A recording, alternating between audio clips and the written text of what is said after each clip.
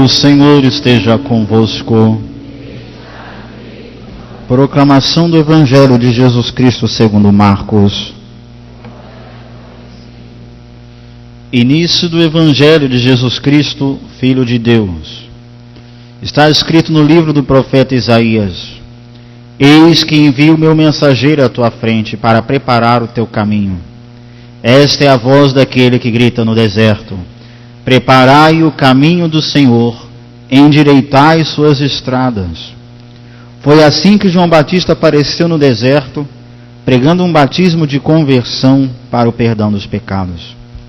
Toda a região da Judéia e todos os moradores de Jerusalém iam ao seu encontro, confessavam seus pecados e João os batizava no Rio Jordão. João se vestia com uma pele de camelo e comia gafanhotos e mel do campo, e pregava dizendo: Depois de mim virá alguém mais forte do que eu. Eu nem sou digno de me abaixar para desamarrar suas sandálias. Eu vos batizei com água, mas ele vos batizará com o Espírito Santo. Palavra da salvação. Glória a vós, Senhor. Que as palavras do Santo Evangelho perdoem os nossos pecados. Pode ir levantando dessa pressão baixa, meu filho. Pode ir levantando. Eu estou aqui cheio de roupa, virado no samurai. 6 aninhos de padre hoje. Ainda estou criança. Nós estamos no segundo domingo do Advento. E hoje a palavra de Deus está profundamente confortadora. Mas, meu querido, tu não está entendendo. Hoje a palavra de Deus está um carinho na alma. O cafuné que todos nós precisávamos hoje. Todas as leituras vão falar de o fim de uma dor. O fim da escravidão, diz Isaías 40. De um Deus que está tão acima do mal quanto está uma águia voando livremente acima de um trânsito engarrafado e impedido. Esse é Deus. E se outrora a nossa dificuldade era o mar, Ele pode abrir. Se a dificuldade agora é a montanha, Ele vai rebaixá-la. E se a dificuldade são os vales, Ele vai preenchê-los. Porque para Deus nada é impossível. De um Deus que não demora e que age na hora certa, quando tudo tem que acontecer. Na hora que tudo tiver de acontecer, acontecerá. Quem tem de vir, virá. Quem tem de ir, irá. O que tem de acontecer, acontecerá. De um Deus que tem as rédeas da história. E de um Deus que hoje anuncia descobertas. Boa nova.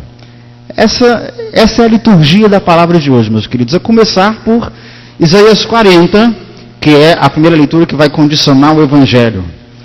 Isaías 40 é um contexto, um momento histórico decisivo para Israel. O contexto é o seguinte: Israel está pagando todos os centavos das suas más escolhas. Sabia que Deus permite? Não é castigo. A gente diz castigo porque é nossa linguagem, não adianta, é nosso vernáculo. Mas que nós colhamos os frutos das nossas más escolhas. De forma medicinal, o que jogamos na terra é o que vai sair da terra. E esse é Israel. A história de Israel é a nossa vida. Israel, por causa da sua prepotência, por causa do seu, isso aqui, meu querido, com Deus isso nunca funcionou. Nunca. O prepotente ele se dá bem um dia só, o humilde vai muito mais longe. Aliás, os nossos joelhos nos levam muito mais longe do que os nossos pés. E Israel é escravo no Egito. Você já sabe dessa história, você já viu aquele desenho da Disney, no Príncipe do Egito, é aquilo ali.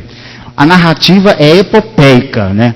O povo está no Egito. E aí, por causa do carinho de Deus, esse povo é libertado. Então, quando Israel sai do Egito, atrás o faraó com uma tropa pronto a degolá-los. E à frente o mar. Então, atrás o faraó e na frente o mar. Sai dessa que eu quero ver. Chupa essa manga. Quebra esse coco. Descasca esse abacaxi. Não dá. Se correr, o bicho pega. Se ficar, o bicho... Tu está com pressão baixa, é isso? Se correr, o bicho... Se ficar, o bicho... Não dava, gente, para sair atrás do farol e na frente o mar. E Deus abre o mar, porque Deus não encontra empecilho algum. E você pensa que esse povo aprendeu, né? Eles voltam para a terra deles, e você pensa que eles aprenderam a lição, que agora amadureceram com as burrices. Eles não amadureceram, não aprenderam, e tomaram de novo. É bem feito. Quando você pensa que o cara vai aprender, ele não aprende. E aí, o profeta anuncia: Israel se afastar de Deus. Se eu fosse você, Israel afastar-se de Deus é um tiro no pé. Entendeu? É o suicídio da humanidade afastar-se de Deus. E eles não escutam o profeta. O que acontece? Deus permite agora uma escravidão pior do que a primeira. Agora eles estão escravos na Babilônia. É o contexto da primeira leitura hoje. O contexto histórico religioso. Israel está saindo da Babilônia. E por que a leitura diz que eles pagaram o dobro? O início da leitura de Isaías começa assim: Deus permitiu que pagassem o dobro. Ou seja, pagaram centavo por centavo. Porque não só uma vida de escravidão que durou anos, não só comer o que eu não quero, não só apanhar o dia inteiro, não só estar longe dos meus amados, da minha pátria, não só estar ouvindo uma língua estrangeira, estar longe dos meus. O castigo pior de Israel é ouvir o deboche e o escárnio dos babilônicos. É bem feito. Então isso foi humilhante. Mas aí você pensa, bom, agora já pagaram, né? Agora acertaram as contas. Olha que a gente acerta já nessa vida, hein? Nessa e noutra. Vida é restaurante. Eu falo isso contigo dia e noite, cara, mas tu não aprende. Vida é restaurante. A gente come, mas no final a gente paga sempre a conta, todos os centavos. Mas aí Israel, agora acho que ele vai tomar jeito. Agora acho que ele vai, né? Agora vai, gente, será que vai? Agora acho que vai. Vamos ver, vamos dar uma força para eles. Quem são eles? Quem é Israel? Eu e você somos Israel. E aí agora, a palavra de Deus é dirigida a esse povo que pagou. Eles pagaram, está pago, aprenderam a lição. A palavra é dirigida com o termo: consolai o meu povo. Consolai. A palavra de consolo. Deus, como um pai, se internece das lágrimas desse filho. Gente, a leitura, ela é pedagógica. É um pedagogo ensinando passo a passo, step by step, ensinando um aluno na arte de aprender. Essa primeira leitura está formidável. E a narrativa agora começa uma narrativa epopeica, muito mais gloriosa do que a saída do Egito. Porque na saída do Egito, Deus abriu o mar, e agora diz Isaías 40, não só o mar, Deus vai remover as montanhas. Tá bom para você? Quer mais? Quer mais? Quer mais nem? As montanhas vão ser abaixadas, vão beijar o solo, diz o profeta, a palavra original é essa. E os vales, ou seja, tudo que é depressão, tudo que é desnivelamento, vai ser nivelado. Porque Deus não encontra empecilho algum. Depois que aprendeu a lição, ficou, olha, igual o pai, né? O pai faz assim: fez bagunça, cantinho do pensamento. Mas se você ficar chorando no tempo do cantinho do pensamento, não era assim que tu fazia com teu pai? Aí tu começava a chorar, o pai fica com pena, tá bom. É a primeira leitura. Um Deus que permitiu a dor, quebrou a prepotência de um povo pleno de sua mome, como dizem os franceses, cheio de si mesmos, narizes em pé. Não necessitamos Deus, prescindimos de Deus. E Deus, tudo bem. E aí esse povo paga os centavos dessas más escolhas. Agora a leitura narra uma procissão solene deserto afora. Sim, meus queridos, agora esse povo vem pelo deserto, não há montanhas, não há mais vales, tudo está reto. Diz Isaías 40, preparai, o caminho está preparado. Deus mesmo pegará, tangerá pela mão e vai conduzir esse povo. Gente, maravilha, Isaías 40 tinha que ser lido de 6 em 6 horas. Sim, igual de clofenaco potássico. Para ver se davam, entendeu? Isaías 40 tinha que ser saudação. Está entendendo? Bom dia, pai, tudo bom? Isaías 40. Entendeu? Uma coisa assim. Isaías 40 é um conforto. Na certeza de que tem um Deus que vai permitir que você pague das suas más escolhas. Sem dúvida, tá, meu filho? Que você jogou na terra, que vai ser da terra. Mas um Deus com paixão, um Deus terno, que depois de permitir a humilhação, para quebrar a prepotência, Sabe por que nós sofremos? Quebrando a prepotência, meu filho. Deus quebra narizes empinados. Como? Por meio da dor. Toda dor que Deus permite é uma quebra do nosso orgulho. Não tem outra. A verdade é essa. Mas depois, exalta esse filho e conduz pelo deserto afora. Bom, depois desse carinho, desse cafuné, né, aprendemos a lição. Nós somos Israel. A segunda leitura, tirada da segunda carta de São Pedro, portanto, é o Papa quem pronuncia. O primeiro Papa é Pedro, é um discurso papal, a segunda leitura. Pedro nos adverte com o seguinte, olha só, aperta o cinto para você não cair. Deus não demora a cumprir as suas promessas, como pensam alguns, dizendo, Deus está demorando. Não, Deus não está demorando, disse São Pedro. Deus está utilizando de paciência para convosco. Ó, maravilha! A pergunta que está por trás e é pertinente dessa leitura é, por que Deus não pode demorar? Gente, por que Deus não demora? Todo mundo reza e diz para o padre, Padre, Deus está demorando a atender-me. Padre, Deus não me atende. Padre, até quando? Até quando? Gente, nós estamos em pleno caos apocalíptico. Nós estamos nas periferias da nossa humanidade. Estamos em meio a uma tragédia grega. Não vemos esperança em mais nada. E aí, a segunda leitura vem dizer, Deus não está demorando. Sabe por que Ele não está demorando, gente? Não está demorando porque a nossa vida é breve. É muito breve. Hoje eu fiz experiência disso. Né, enterrando um amigo, nós temos a certeza, tão novo, a vida é breve. A gente tem muito pouco tempo, minha gente. Se vocês imaginassem como falta tão pouco para vocês e para mim, nós correríamos atrás do nosso prejuízo. E sabendo Deus que a gente está no tempo e o tempo é breve, Ele não pode demorar. Porque se Ele demora, a imagem é como se, vamos utilizar uma imagem plástica para você entender a segunda leitura. Imagine um pai vendo o filho com fome, tá? Tendo a comida em mãos, a melhor das comidas, esse pai não daria a esse filho, por quê? Porque Deus não nos atenderia sabendo a nossa necessidade? Mas é aí que entra a carta de Pedro dizendo, Deus não está disposto a satisfazer os nossos caprichos, não o teu querer, mas está pronto a atender a nossa necessidade. Ah, meu filho, se é necessidade, Ele vem às pressas.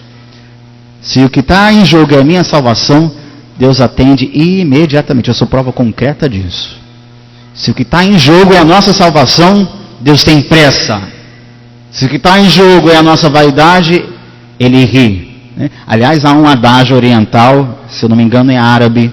Os árabes dizem, se queres fazer Deus rir, conta-lhe teus projetos. Legal, né? Deus deve dar uma boa de uma gargalhada quando nós contamos o que a gente tem em mente. Ainda bem que Ele não nos atende sempre dos nossos caprichos. Mas a leitura de São Pedro, ela vai mais uma vez tocar, né, no que tange às aparências. Às vezes o que para mim é uma perda, talvez para Deus seja um livramento. Não sei se você já pensou nisso. Você que chora alguma coisa, né? Talvez para mim é perda, para Deus seja livramento. O que para mim agora é maldição, talvez para Deus seja bênção. O que para mim agora seja dor, talvez no pensamento divino seja conforto. Deus tem uma visão diferente da nossa. Mas Deus quer colher de nós o doce fruto, aliás, o saboroso fruto da paciência. Paciência, meu querido, não é para todos não, viu? É para quem pode. Chegamos no Evangelho. O Evangelho de São João, aliás, de São Marcos. São João é semana que vem.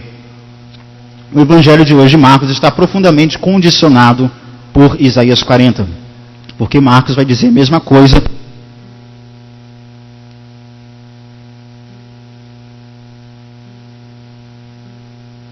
Isso está acontecendo toda a missa, já viu? Dá isso aqui.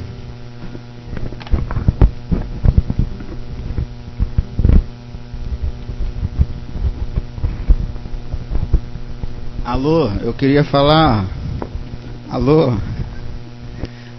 Dá linha na pipa. Alô? Pronto. O texto de São Marcos foi profundamente condicionado por Isaías 40. Só que São Marcos ele vai mudar o ponto de lugar e vai mudar também a interpretação literal. Porque Isaías 40 diz, uma voz grita, no deserto preparai o caminho. Bom, uma voz grita, no deserto preparai o caminho. No Evangelho de Marcos, a pontuação está no lugar errado. Aliás, o grego não tem pontuação, então na tradução foi feito isso. Em São Marcos está, uma voz grita no deserto, preparai o caminho do Senhor. Se você entender a diferença. Bom, na primeira leitura não dá a entender um deserto, porque eles estão na Babilônia, que é a cidade grande. Só que no Evangelho, João Batista está no deserto. Então uma voz grita, no deserto, preparai o caminho. Do deserto, essa voz. Na primeira leitura, a voz está na cidade grande, contemplando um deserto. No Evangelho, uma voz diz, no deserto preparai. Bom, eu vou interpretar para você o que significa um deserto. Eu não sei se tu já viu um deserto, quer pela televisão, por documentário. O deserto, gente, é um lugar que não tem nada. O deserto, bom, quando eu atravessei um deserto em Israel, de uma ponta a outra para chegar em Jerusalém, você anda quilômetros dentro de um ônibus. Se o ônibus quebrar, você está lascado, está entendendo? Que a única água que você vai ver é a tua lágrima. Só, acabou, não tem água. O deserto é um lugar de uma cor só. O deserto é um lugar que não tem nada, só tem poeira e sol. Parece que é Magé.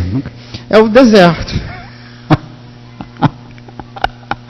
Estou brincando. Pelo menos Magé tem nós, né? O deserto é um lugar que não tem nada. Tem nada. É só poeira, sol. E os opostos se tocam, porque no deserto, durante o dia, um sol de 50 graus. Em Massada, um dos desertos de Israel, faz 50 graus. Se atravessou o deserto, morreu. Racha a cuca. E à noite, é um frio abaixo de zero. Então, é o lugar dos extremos. Isso é um deserto. Deserto não tem nada. É só poeira. E era comum que nesse deserto, aquelas dunas de areia, com uma ventania. Bom, o deserto ainda está melhor do que a gente, com o deserto tem vento. Né? Aqui não. E com aquele vento... Hashtag chateado. Com aquele vento, a montanha, ela era transportada de um lugar para o outro. Isso acontece nas praias também, que tem dunas. Né? Com o vento você vê uma montanha no lugar, e depois com o vento, com a erosão, essa montanha tem outro lugar. E a voz diz, preparai o caminho no deserto, por quê? Porque aquela estrada que estava deserto afora, a única estrada que tem aquele deserto, com a erosão da ventania, aquela duna de areia cobria a estrada. E cobrindo a estrada, olha o que significa preparai no deserto o caminho do Senhor. O que está por trás desse imperativo. É forte demais, é fundo. Preparai o caminho significa que se aquela areia cobriu a estrada, então significa que eu não tenho mais estrada. Cadê a estrada? Não sei, não vejo. Cobriu de terra. Olha agora a consequência de uma estrada coberta. A estrada estando coberta, eu não sei mais para onde ir. Não sabendo mais para onde ir, eu perdi a referência. Gente, é muito triste quando a gente não sabe qual é a nossa estrada. Aliás, a pior coisa é conhecer uma pessoa sem referência. Shakespeare, o meu inglês favorito, ele diz, se você não sabe para onde você está indo, qualquer caminho serve. Gente, para nós aqui, qualquer caminho serve? Não. Fala assim com a cabeça. Não. Se eu sei para onde eu estou indo, para mim, vielas ou atalhos não servem. Eu sei onde eu quero chegar. Não é qualquer coisa que me satisfaz. Aliás, desde que a gente conhece a Deus, não é qualquer coisa que nos atinge, nem qualquer coisa nos satisfaz. Quando a gente conhece a Deus, a gente começa a ficar exigente. Não é qualquer coisa mais. Aqui tem critério. Né? É muito bom quando a gente encontra com Deus, que aqui começa a ter critérios. Não é mais qualquer coisa. Nem que me atinge, nem que me apurrinha, nem que me satisfaz. Então, preparar o caminho do Senhor significava tirar aquelas dunas da estrada para que eu voltasse a saber qual era o caminho. Porque se a duna está coberta, não sei para onde ir, estou perdido. Você entendeu o que significa preparai o caminho do Senhor no deserto? endireitai, tirai o pó. Na verdade, tirar o pó da estrada ou a terra do caminho significava também redescobrir para onde me levava essa estrada, né? Redescobertas. Então a palavra de Deus começa a falar de descobertas. Olha como é que a palavra ela vai adquirindo uma outra tonalidade, ela vai esmaecendo, né? Como o sol no pôr do sol, ele vai adquirindo outra cor, né? Como a gente está vendo aqui, estava azul e agora começa a ficar cor de abóbora. Assim o Evangelho vai mudando de tom. As leituras vão falar de boas novas, de descoberta. E eu termino com o início do Evangelho. Tem um parênteses aqui no início do Evangelho que me chama muito a atenção. O Evangelho de Marcos começa dizendo: início do Evangelho de Jesus Cristo, o Filho de Deus, que envia o seu mensageiro à frente para preparar. Bom, em português a gente não tem noção das palavras, mas o Evangelho foi escrito em grego. Eu peço você licença para ir lá no original, porque no original São Marcos ele está trabalhando com um trocadilho de palavras. Quais são as palavras? A palavra é a seguinte: mensageiro e evangelho. Envia o mensageiro para anunciar o evangelho. Mensageiro e evangelho têm a mesma raiz em grego. A raiz grega angelo. O que é angelo? Quando São Marcos diz que vou enviar o angelo foi traduzido para o português ou mensageiro ou como anjo. Angelo vai derivar em anjo. Quem é o angelo? É o mensageiro. Quem são os anjos? Os anjos, na concepção cristã, são mensageiros de Deus que trazem uma palavra. Eles trazem uma mensagem. Trouxe uma mensagem que não é deles, é de Deus. Então ele tem sempre a palavra. Esse é o anjo. Bom, a gente tem anjos com asas que a gente não vê, e a gente tem anjos sem asas que a gente vê. Aí Deus coloca angelos. E aí Marcos diz, olha agora o joguete de palavras: envio o meu angelo, que anunciará o evangelho. Em grego, evangelo. Evangelo traduziu-se por evangelho. Evangelo é a bela palavra, a boa nova, a boa notícia. Evangelo. Eis que envio o angelo, que anunciará evangelo, que vai anunciar a boa palavra. Por que eu estou falando esse trocadilho de palavras gregas para você? Porque a razão é a profundidade que está por trás disso. Nós estamos em meio a um caos muito grande, minha gente. Há um caos, viu? Nós estamos vivendo uma tragédia grega.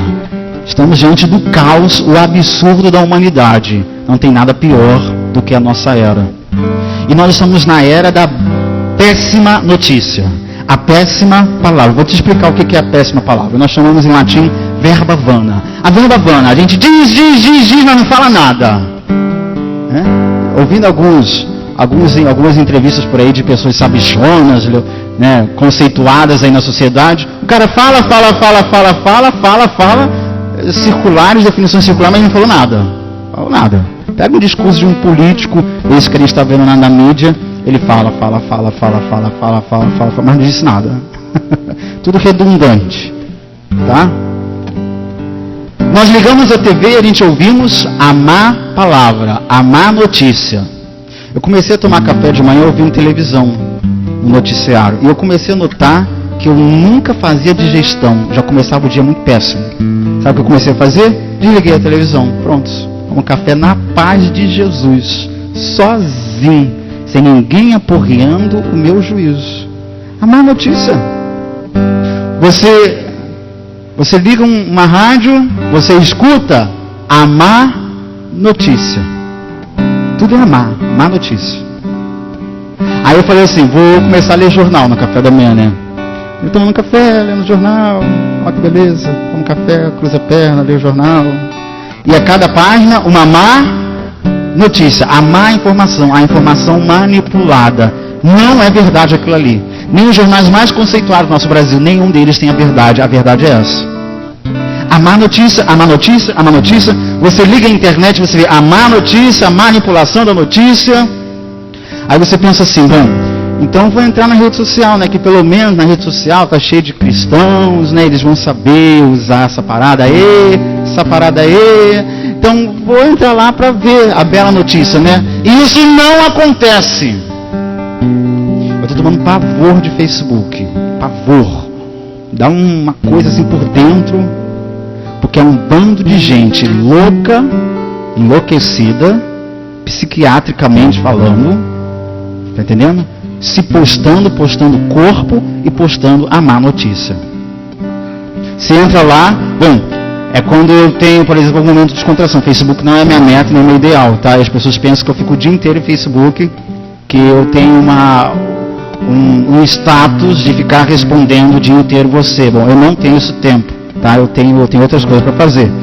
Mas às vezes é meu entretenimento, né? Às vezes, lá 10 minutinhos depois do almoço eu tô lá. E você olha lá, as pessoas não sabem mais usar aquela porcaria, desculpa o termo. Viu o cachorro atropelado? Posta. A criança que vai assistir pro lado de fora? Posta. A criança com fome no Sudão? Posta. Operou, esquartejou, faz um selfie na estrada ainda esquartejado? Posta. É um lugar de indiretas. Bom, eu acho que se você é homem, mulher o suficiente, você deve procurar a pessoa que você tem problema e dizer diretamente a ela. Eu não tenho nada que ver com o teu problema com essa pessoa. Eu não tenho obrigação de ver gente engasgada com a outra. Desculpa aqui hashtag desabafo. Pronto, falei. É a má notícia, de cima a baixo, você rola o scroll do mouse e é má notícia. A má música, a má informação, tudo é mal. E a palavra de Deus diz que os ángelos, eles têm a bela notícia. O Evangelho me dá um macete para descobrir quem é o anjo e quem é o demônio.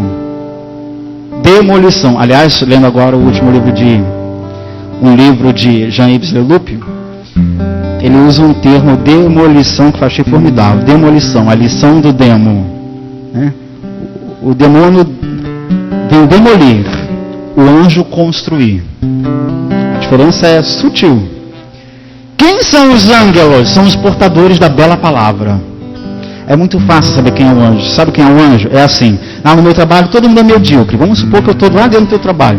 Todo mundo é medíocre, é a verba vana, é a palavra inútil, a palavra medíocre, a palavra indecorosa, a palavra indecente, a palavra que... Aí você é o ângelo. Aí você chega com a bela palavra. Tapa de luva. Olha, nada melhor do que um bom dia bem dado, com um belo de um sorriso. Faz uma diferença, meu querido. Faz. Nada melhor. Lá na tua escola, por exemplo, todo mundo quer saber de não sei o que, de não sei o que, de não sei o que lá. Você é o ângelo, deveria ser o mensageiro, a bela palavra.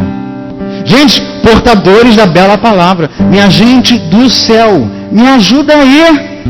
Vamos ser publicadores da bela notícia. A bela palavra. Está tudo feio. Nós somos homens da estética. Não estou falando de estética aparência não, estou falando de estética de beleza. E é filosófico isso. Homens estéticos que trazem a beleza. A beleza da palavra, a beleza do gesto, a beleza do olhar, a beleza do odor, do bom odor de pertencer a Deus. Gente, me ajuda. Eu estou vendo uma porção de católicos. Não estou falando de vocês não. Mas eu estou vendo uma igreja cheia de anus. Sabe o que é o anu? Aquela ave do agouro. Ela chega... Bom, os antigos sempre tinham um ditado quanto aos anus, né? Que eu não vou nem dizer. Mas os antigos diziam que a anu cantou no meu terreiro. É morte na certa. Minha mãe não pode ver a anu que ela dá pedrada. Né? O anu, ele chega, ele gemendo. Tu já viu um anu? Eu vou imitar como é o anu, senão a missa vai acabar aqui se eu imitar um anu. O anu, ele chega gorando. Tem gente que eu fujo, tu sabia disso? Vou te revelar meu segredo. Tem gente que eu fujo. Eu estou passando nessa avenida, eu vejo um anu, eu atravesso a rua. Sabe por quê? Porque ele vai trazer a má notícia. Ele é o anu, ele chega já com a má palavra. Ó, quero distância. Ó, hashtag fica longe. Não quero. Eu amo minha vida, gente. Eu amo meu estado emocional. Eu tenho que zelar por mim. É verdade. Tem gente que nasceu para ser anu, o portador da má notícia.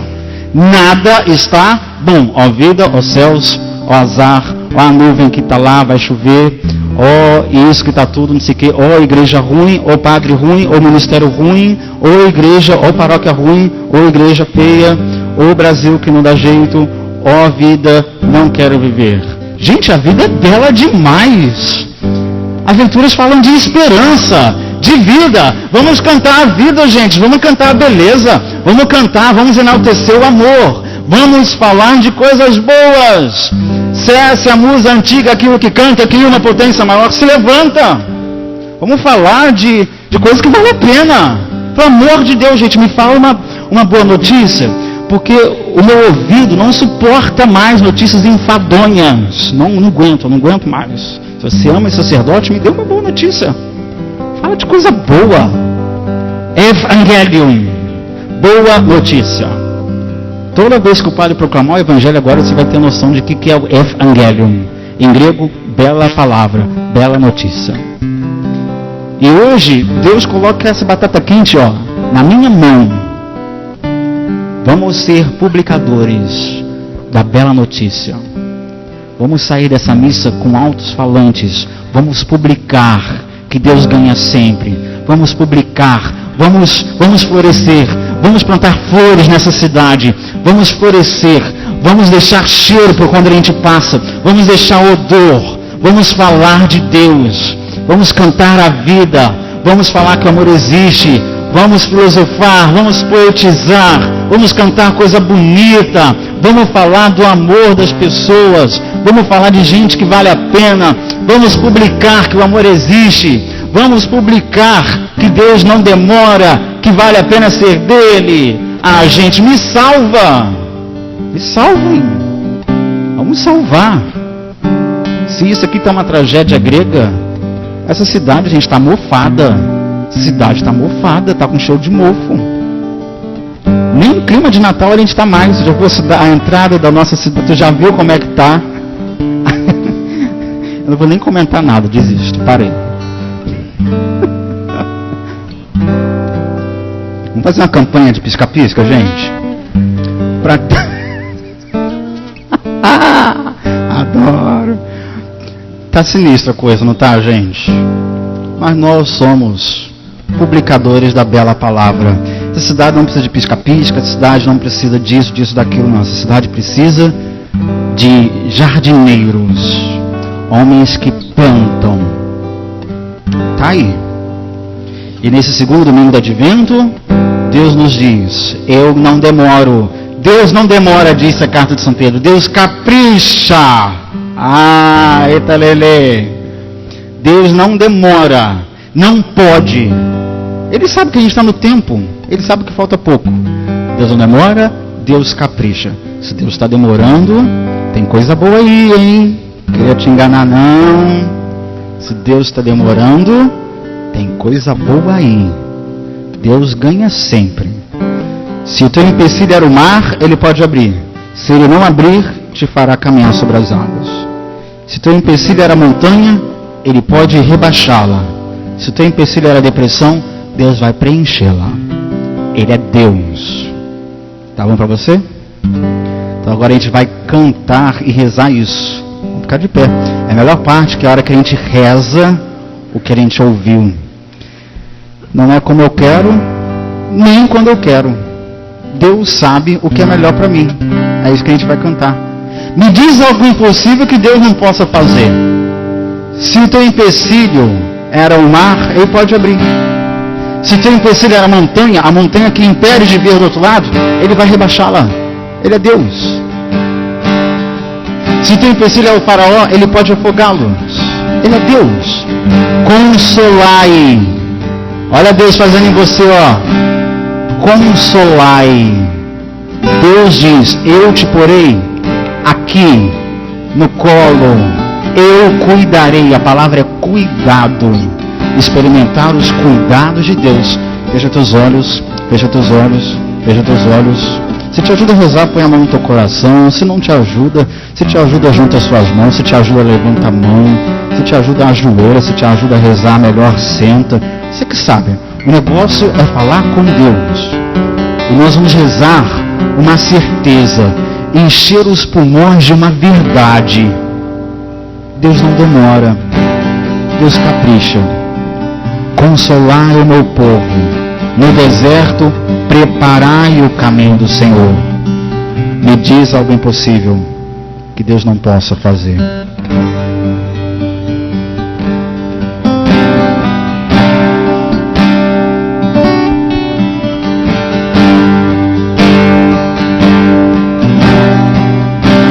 Me diz algo impossível que Deus não possa fazer.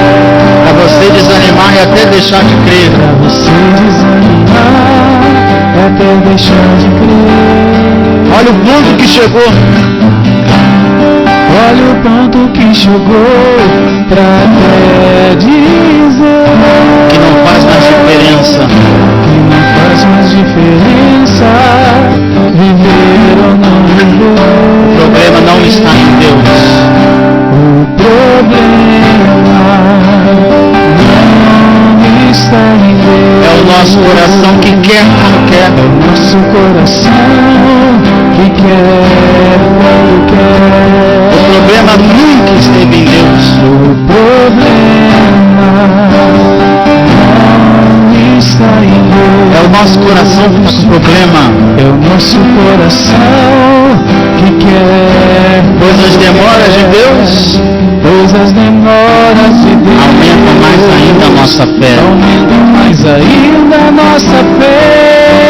Não é como eu quero, nem quando eu quero. nem quando eu quero. Deus sabe o que é melhor. Deus sabe o que é melhor pra mim. Acredita, meu filho, Ele sabe. Não é como eu quero, nem quando eu quero. Deus sabe. Deus sabe o que é melhor pra mim. E se eu perseverar, E se eu perseverar, sua misericórdia agirá. sua misericórdia agirá. Canta, igreja, e se eu perseverar, deixa eu ouvir você. Sua misericórdia agirá. Agora canta forte, igreja. Não é como eu quero, não é. Como eu quero. Nem quando eu quero. Deus sabe o que é melhor.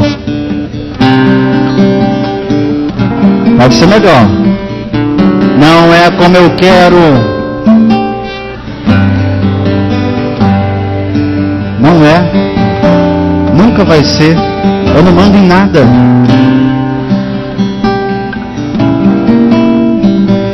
Agora enche teu pulmão de ar e canta. E se eu perseverar? E se eu perseverar, Vai valer a pena, hein? Sua misericórdia agirá. sua misericórdia agirá. E se eu perseverar? E se eu perseverar, Deus abaixará as montanhas. sua misericórdia agirá. Escuta Deus falando, escuta. Escuta. Escuta.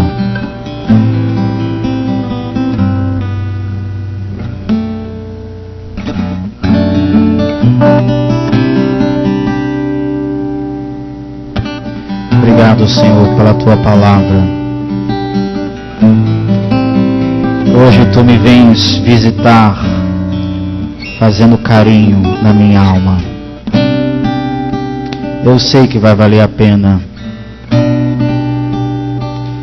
eu estou de volta, Papai do céu. E se eu perseverar, Deus mesmo agirá. Cheios de certeza nisso, vamos professar a nossa fé. Creio em Deus Pai Todo-Poderoso, em Jesus Cristo, seu único Filho, nosso Senhor, que foi concebido pelo poder do Espírito Santo, nasceu da Virgem Maria, padeceu sob Pôncio Pilatos, foi crucificado, morto e sepultado, desceu à mansão dos mortos, ressuscitou o terceiro dia, subiu aos céus, está sentado à direita de Deus Pai Todo-Poderoso, donde há de vir a julgar os vivos e os mortos. Creio no Espírito Santo, na comunhão dos santos,